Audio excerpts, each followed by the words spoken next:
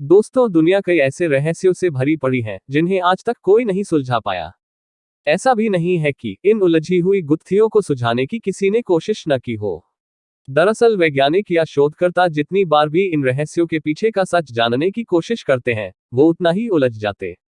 आज हम आपको ऐसी ही एक रहस्यमयी जगह के बारे में बताने जा रहे हैं। दरअसल कुछ ऐसी ही जगह हिमाचल प्रदेश में भी है। यहाँ का एक गांव अपने आप में बेहद ही रहस्यमय है। इस गांव के लोग ऐसी भाषा में बात करते हैं जो यहाँ के लोगों के अलावा किसी को भी समझ में नहीं आती है। इस गांव का नाम है मलाना।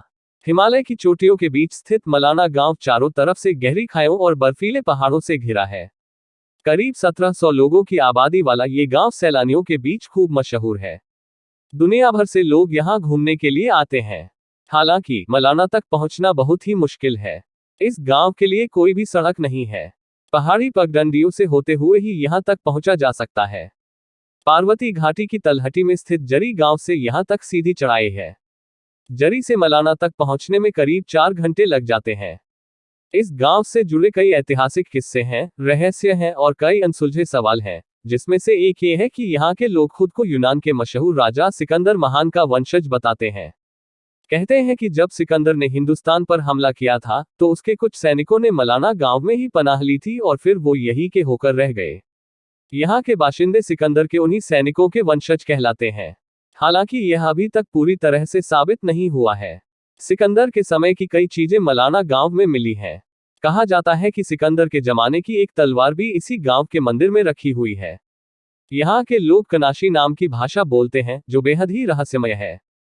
वो इसे एक पवित्र जबान मानते हैं। इसकी खास बात यह है कि ये भाषा मलाना के अलावा दुनिया में कहीं और नहीं बोली जाती।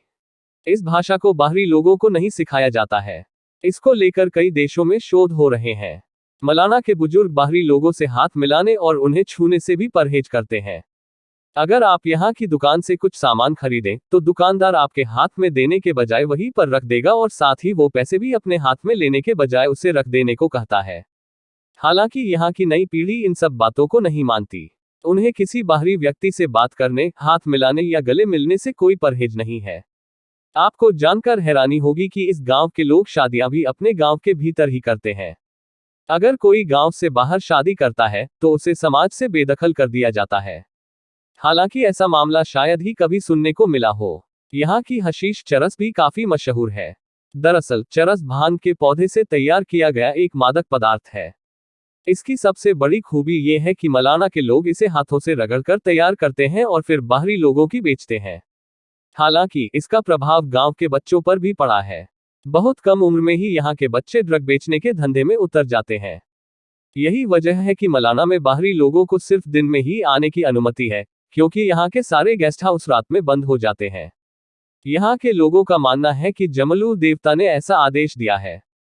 फिलहाल आज का ये वीडियो हम यहीं खत्म करते हैं। पसंद आए तो लाइक और सब्सक्राइब कीजिए और साथ ही अपने फ्रेंड्स के साथ शेयर कीजिए।